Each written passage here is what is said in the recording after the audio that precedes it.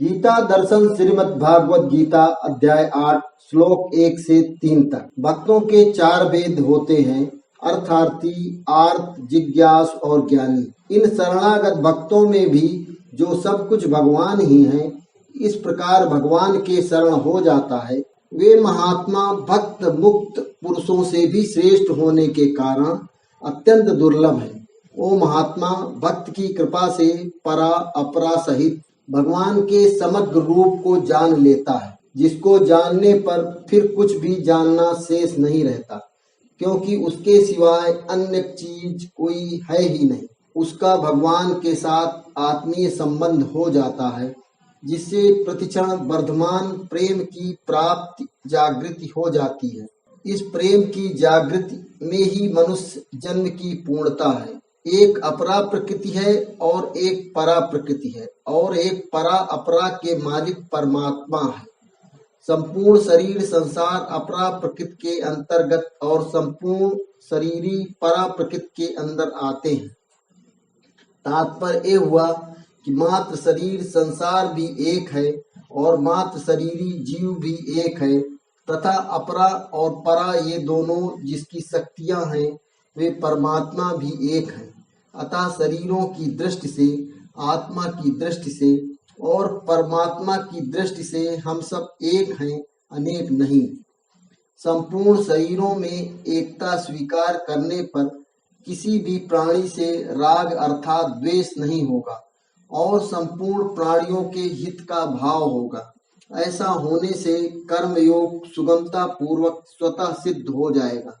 कारण कि जब अपने से भिन्न दूसरा कोई है ही नहीं और व्यक्तिगत अपना कुछ है ही नहीं, तो फिर अपने पास जो भी वस्तु है उसमें ममता नहीं होगी, और जो वस्तु नहीं है उसकी कामना नहीं होगी।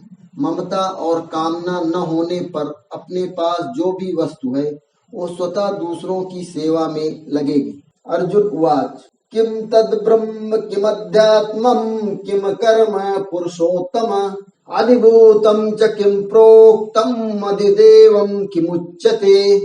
अर्जुन ने कहा, हे पुरुषोत्तम, ओ ब्रह्म क्या है, अध्यात्म क्या है, कर्म क्या है, अधिभूत नाम से क्या कहा गया है और अधिदैव किसको कहते हैं। अर्जुन वाच किम तद ब्रह्म किम ध्यात्मम् किम कर्म पुरुषोत्तम अधिभूतम च किम प्रोक्तम अधिदेवम किमुच्यते। Arjuna asked the Lord, Dear Krishna, I have often encountered the terms Brahman, Adhyat, Karm, Adhibhutam and Adhidevam. Yet I fail to understand the true meaning of these. Adhiyagah kadam kotra dehasmin madhusudana प्रयाण काले चा कथम गेयोसी नियतात्मभि। हे मधुसूदन, यहाँ अधियज्ञ कौन है और वो इस शरीर में कैसे है, तथा युक्त चित्त वाले पुरुषों द्वारा अंत समय में आप किस प्रकार जानने में आते हैं। अधियज्ञः कथम कोत्र देहस्मिन् मधुसूदन प्रयाण काले चा कथम गेयोसी नियतात्मभि।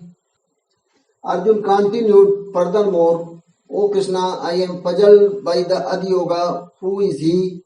How does he dwell in one's body? Lastly, dear Lord, how do true yogis come to know you in the ultimate end?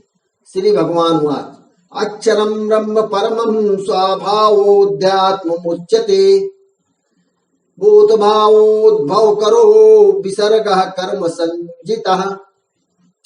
Shri भगवान ने कहा, परम अक्षर ब्रह्म है, अपना स्वरूप अर्थात जीवात्मा अध्यात्म नाम से कहा जाता है, तथा भूतों के भाव को उत्पन्न करने वाला जो त्याग है वो कर्म नाम से कहा गया है।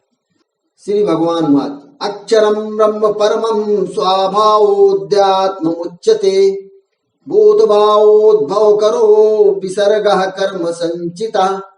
The Lord replied, Dear Arjun, always remember that Brahma is the supreme, imperishable, everlasting and the universal soul.